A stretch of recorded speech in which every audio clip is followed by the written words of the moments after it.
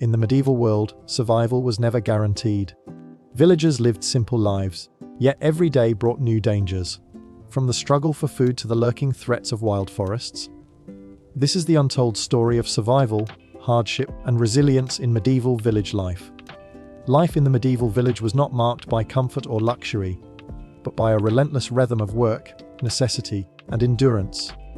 From the moment the sun began to rise, peasants were already awake, stirring from sleep in homes that were little more than small wooden huts, their walls often daubed with mud and their roofs thatched with straw. Smoke from the hearth lingered in the air, stinging the eyes, for chimneys were rare, and the only outlet for smoke was a hole in the roof or the cracks between the beams.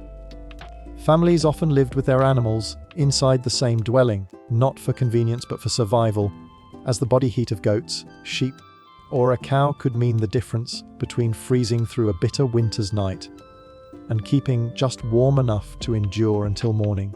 The floor beneath them was beaten earth, sometimes scattered with reeds or straw to soften it, but it was never clean, and dampness seeped up through it constantly, bringing with it the smell of soil and rot. The day began with labor because survival depended on it. Men, women, and even children old enough to stand and walk had tasks to fulfill. The fields were the lifeblood of the village, but working them was back-breaking and endless. Plowing was often done with wooden plows tipped with iron, drawn by oxen if the family or community was fortunate enough to own them. Otherwise, peasants used sheer strength, digging and turning the soil by hand, planting seeds carefully, and hoping that the harvest would be sufficient to feed them through the coming months. Every seed mattered, every row mattered, because a failed harvest could spell disaster. Famine was not a distant threat, but a reality that hovered over every household, and even a slight miscalculation in planting or an unexpected storm could lead to months of hunger. Bread was the staple of life, and grain was sacred. Yet milling grain was not something peasants could freely do for themselves, as lords controlled the mills. Villagers were required to bring their grain to the lord's mill and pay a portion for the right to have it ground into flour. This fee often left them with less than they needed, but it was the law of the land, and breaking it could bring punishment. After milling came baking, often in shared village ovens, where disputes could break out if families accused one another of taking more than their fair share of space or time. Even bread, the most basic of foods, was tied to labor, obligation, and struggle. Beyond grain, peasants relied heavily on whatever they could grow in their gardens or forage from the surrounding land. Root vegetables, cabbages, leeks, and beans filled their diets, supplemented by eggs if they had chickens, or the occasional meat if an animal was slaughtered. Meat was rare for peasants, usually eaten only on feast days or when an animal had grown too old to be useful. Most protein came from pottage, a thick stew of vegetables and grains boiled together over the fire. This meal was eaten day after day, altered only by what herbs or scraps could be added. It was filling enough to keep hunger away but offered little variety, and deficiencies in nutrition often weakened villagers against disease. Clothing, too, reflected the hardships of daily life. Most garments were made from wool or linen, woven at home or within the village. Women spun wool into yarn and wove it into cloth, while men and women alike patched and repaired clothing until it could no longer be salvaged. New clothing was a rare luxury, and peasants often passed garments down through the family until they were nothing but rags.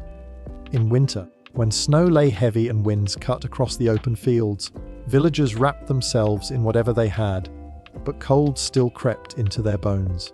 Fires could warm a home only so much, and fuel was scarce. Gathering wood was both laborious and dangerous, for forests were often controlled by the lord, and cutting down trees without permission could result in harsh penalties. Work extended far beyond farming. Villagers had to repair their own tools, mend their own fences, maintain their cottages, and tend to animals. Cows needed milking, sheep needed shearing, and goats provided milk that could be turned into cheese. Chickens roamed freely, scratching for insects, but they needed protection from foxes and hawks. Tasks shifted with the seasons, yet they never truly ended. Spring demanded planting, summer required constant weeding and tending, autumn was the harvest, and winter was spent repairing, spinning, and preparing for the next cycle. Each season carried its own burden, and none offered rest. Children were not spared from labor. From an early age, they learned to gather firewood, carry water from streams or wells, chase away birds from the fields, and help care for animals. Play existed, but only in stolen moments between duties. Education was virtually non-existent for most village children, who grew up with little more than knowledge of farming, faith, and the customs of their community. Their futures were almost predetermined, tied to the same soil and obligations that bound their parents. Peasants also bore the weight of taxation and feudal duties. Beyond paying for the use of the mill or the oven, they owed their lord labor, known as corvée, which meant days of unpaid work on the lord's lands. They also had to give portions of their harvest as rent, and could be called upon for additional taxes whenever the lord required money for war or construction. The church, too, demanded tithes, taking 1/10 of what little the peasants had. These obligations left families with barely enough to survive, and resentment simmered quietly, though rarely voiced openly, for fear of punishment. Illness was another constant companion in medieval life. With poor sanitation, contaminated water, and little understanding of medicine, diseases spread quickly. The simplest wound could become infected, and fevers often led to death. Plagues and famines swept through villages, leaving devastation behind. Even childbirth was perilous, and many women did not survive the process, while infants often perished within their first year. Families grew used to loss, but grief was no less heavy because of its frequency. Religion shaped much of daily life, offering both solace and further burden. The village church was a center of community, where holy days and festivals broke the monotony of work, yet it also reinforced the obligations of faith. Peasants were taught that their suffering was part of God's plan, that enduring hardship with patience would bring reward in the afterlife. Bells rang to mark time, prayers accompanied planting and harvest, and saints were invoked for protection against storms or disease. The rhythm of faith intertwined with the rhythm of survival, binding villagers to a cycle that seemed unbreakable. The community itself was both a source of support and tension. Neighbors depended on each other for survival, sharing tools, labor, and knowledge, yet disputes over land, inheritance, or resources could fracture relationships. Gossip traveled quickly, and accusations of theft, laziness, or dishonesty could tarnish reputations for years. Despite the difficulties, bonds of kinship and cooperation were essential, for no family could stand entirely alone against the weight of work and misfortune. Every day was a negotiation with survival, and yet life carried moments of joy and relief. The sound of music at a festival, the laughter of children chasing each other through the village lanes, or the warmth of shared ale at the end of a long day offered small respites. But those moments were fleeting, and the struggles resumed with each sunrise. The medieval peasant's life was not one of grand battles or sweeping political changes, but of constant toil, resilience, and adaptation.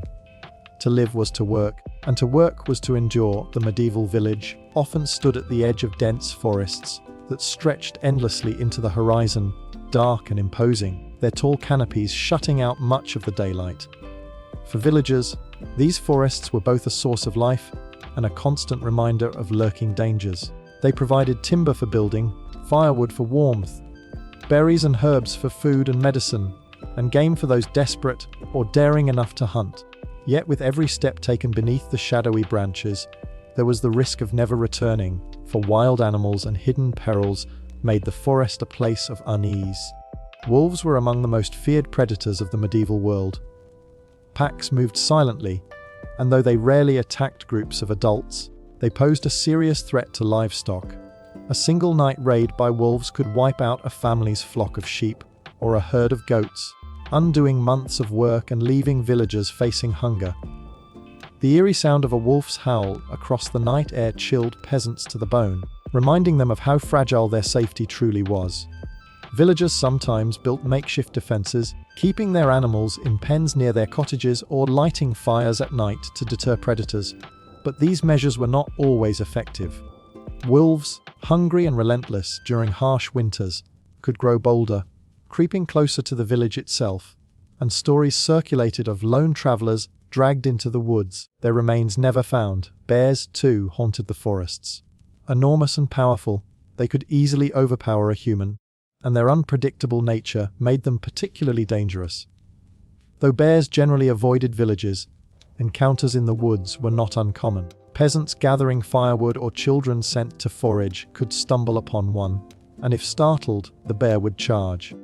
The strength of a bear could crush bones with a single swipe, and peasants armed with little more than wooden clubs or crude tools had little chance against such a beast. Some villagers told tales of heroic hunts where groups of men banded together to kill a marauding bear, but more often the stories ended in tragedy, with lives lost and families mourning. Wild boars were another constant menace, especially feared during foraging trips. With their sharp tusks and explosive speed, boars were capable of inflicting fatal wounds. They were territorial, aggressive, and nearly impossible to predict. A villager crossing a clearing in the woods could suddenly be charged, leaving no time to escape. Hunting boars was considered a noble sport for knights and lords, who pursued them with spears and hounds, but for peasants, stumbling upon one while gathering food or cutting wood was nothing short of a nightmare. Entire stories were woven around encounters with these creatures, serving as cautionary tales to warn children not to wander too far into the undergrowth. Even smaller predators could prove deadly. Lynxes, wildcats, and foxes roamed the forests, preying upon chickens, rabbits, and other small animals.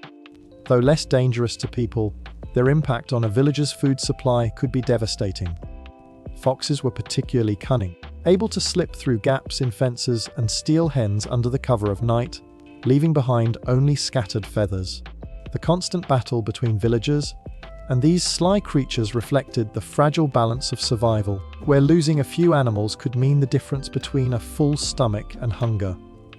The dangers of the forest extended beyond animals.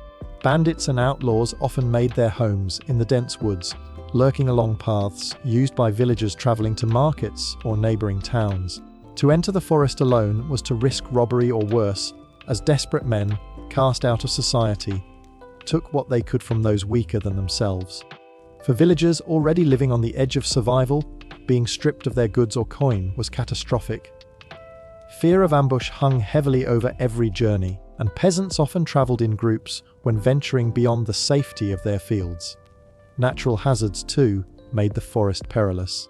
Thick undergrowth could conceal sudden drops, boggy ground, or treacherous roots that could trip the unwary. Streams and rivers winding through the woods might appear shallow, but could sweep a person away in their current. In winter, ice made paths slippery, while snow concealed dangers beneath. Many who entered the forest without careful attention became lost, for paths were faint and landmarks disappeared among the endless trees. The silence of the woods was broken only by the distant cry of birds or the rustling of unseen creatures, and in that silence, fear grew heavy, feeding the imagination of those who strayed too far. Folklore magnified the sense of dread. Villagers spoke of spirits, witches, and creatures that lurked beyond the edge of civilization, warning children to stay close to home.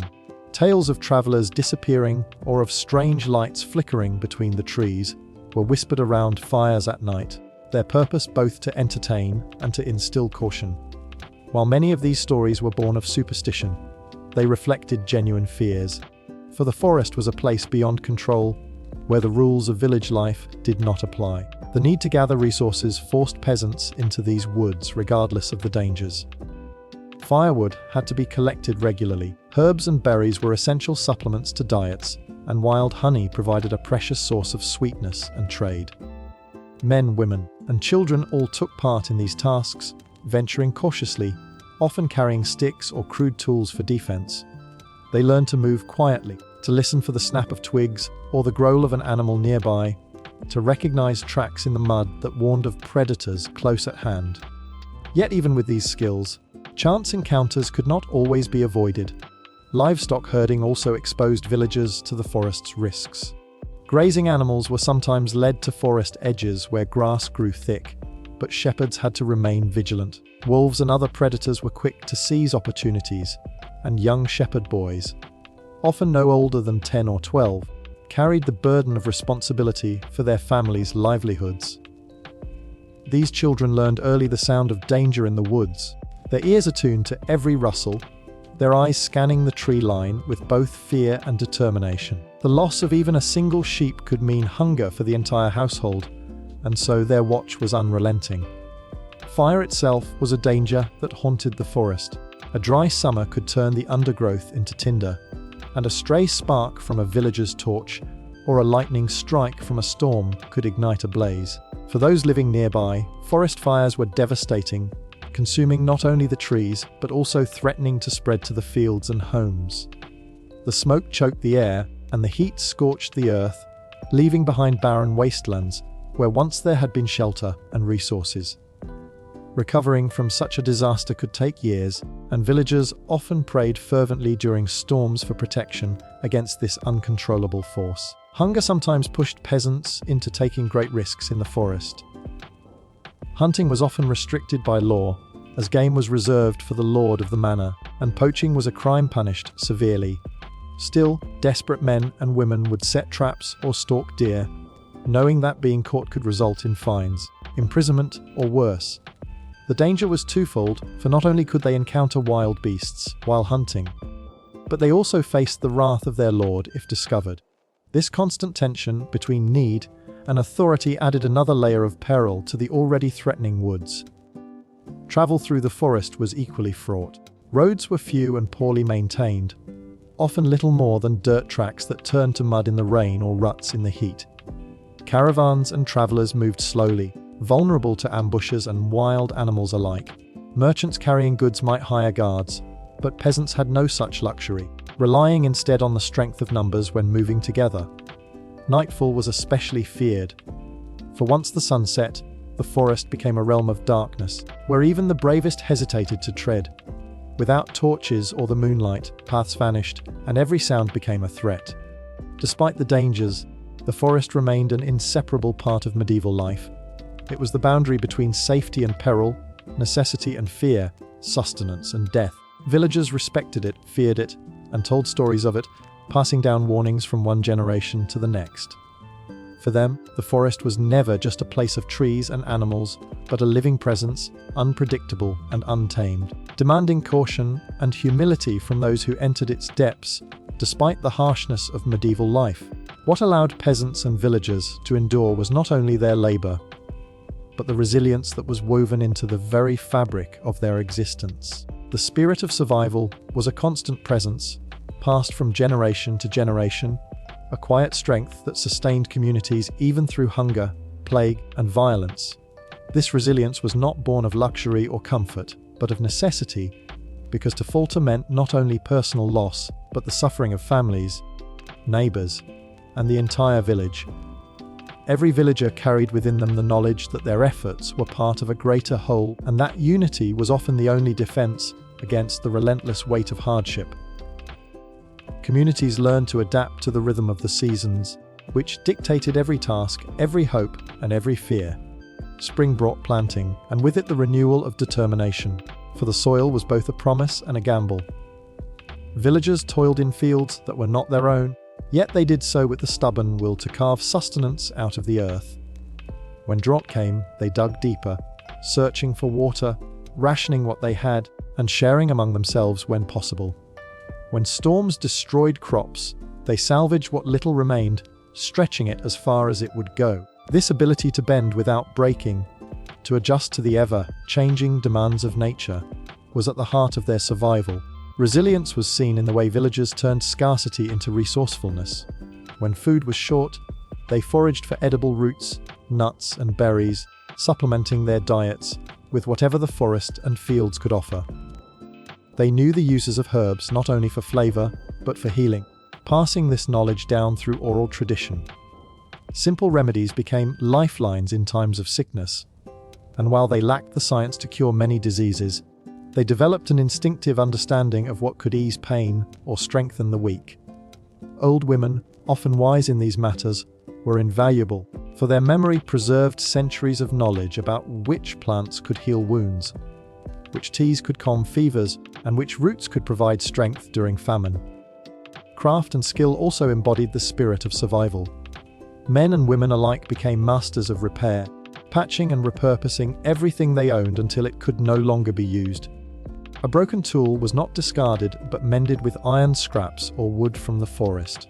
Clothing was repaired with careful stitching, sometimes layered until it grew heavy with patches, each one telling the story of years endured. Baskets were woven from reeds, ropes were twisted from hemp, and every object had value far beyond its material worth. Waste was unthinkable, and the ability to make do with what little they had became a badge of endurance. The survival of the community was also tied to the cooperation between its members. Villagers rarely stood alone against the burdens of life. They depended on each other for labor, protection, and comfort. When it came time to raise a house, neighbors gathered to help, each contributing strength and time, knowing that their turn for assistance would come.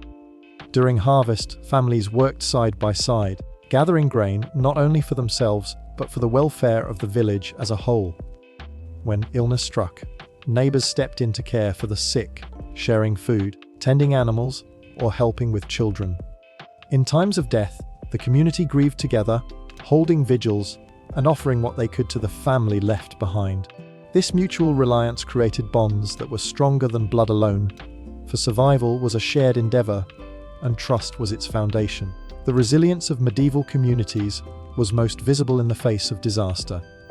Plague swept through villages with terrifying speed, leaving households decimated, yet survivors picked up the pieces and continued. They buried their dead, mourned with dignity, and then returned to the fields, for the land did not pause in its demands. When famine gripped them, they tightened their belts, shared when possible, and endured hunger with a grim patience. Even war, with its raids and burnings, did not extinguish the will to live. Villagers rebuilt from ashes, rethatching roofs, replanting fields, and reweaving their fragile security. The ability to begin again, even after everything had been stripped away, was the essence of their survival spirit. Festivals and rituals also reflected resilience, for they were not merely moments of joy, but deliberate acts of defiance against hardship. On feast days, peasants gathered with music, dancing, and shared meals, transforming their meager resources into celebration. These occasions reminded them that life was more than labor and suffering, that laughter and community could coexist with struggle. Rituals of the church reinforced this strength, offering hope that their endurance on earth had meaning beyond the present. Prayers, processions, and holidays tied them together, giving them a sense of belonging to something greater than themselves, a collective resilience rooted in both faith and fellowship. Children grew into resilience almost by instinct, learning from their parents and the demands of life. From a young age, they were accustomed to labor, to hardship, to loss, but also to responsibility and perseverance. They learned that their role was vital to the survival of their family, whether through tending animals, gathering wood, or helping with harvests. Their games, though simple, often imitated the work they saw around them, training them for the lives they would inherit. In this way, resilience was not just an individual trait, but a cultural inheritance, deeply ingrained from childhood. Resilience was also demonstrated through faith in custom and law, which, though often harsh, provided stability. The traditions of marriage, inheritance, and land use were all designed to ensure continuity. Even the feudal obligations, which weighed heavily on peasants, were understood as part of the larger structure of survival. Though they resented the burdens, they adapted, strategized, and found ways to endure within the system, clinging to whatever small freedoms and securities they could maintain. They learned to navigate authority carefully, balancing obedience with quiet resistance, ensuring their families' safety without provoking ruin. Stories and songs preserved this spirit, for they reminded villagers of endurance through the ages. Tales of ancestors who survived famine or war, songs that celebrated strength and perseverance, and legends that spoke of courage in the face of overwhelming odds were not mere entertainment, but affirmations of resilience. Around the fire at night, these words became both comfort and instruction, embedding the idea that to endure was honorable, that survival was victory. Oral tradition carried these lessons forward, ensuring that each generation inherited not only hardship, but also the will to withstand it. Even in the smallest details of daily life, the spirit of survival was evident. A mother stretching a pot of pottage to feed many mouths, a father teaching his son to repair a worn-out plough, a neighbor sharing seed with another whose harvest had failed. All these moments reflected the quiet heroism of resilience. There was no grandeur in their endurance, no recognition from the wider world, but it was this silent persistence that sustained medieval communities across centuries. Resilience was not only about enduring, but also about finding meaning in endurance. Villagers often saw their struggles as a test, believing that hardship refined character and proved faith. They accepted suffering as part of the human condition, yet they infused it with dignity, shaping identities rooted in perseverance. The ability to continue, to wake each day and face the same endless toil, to rebuild when all seemed lost, to hope when hope was scarce. This was the true measure of their survival spirit, a force that carried entire communities through the harsh and unforgiving world they inhabited.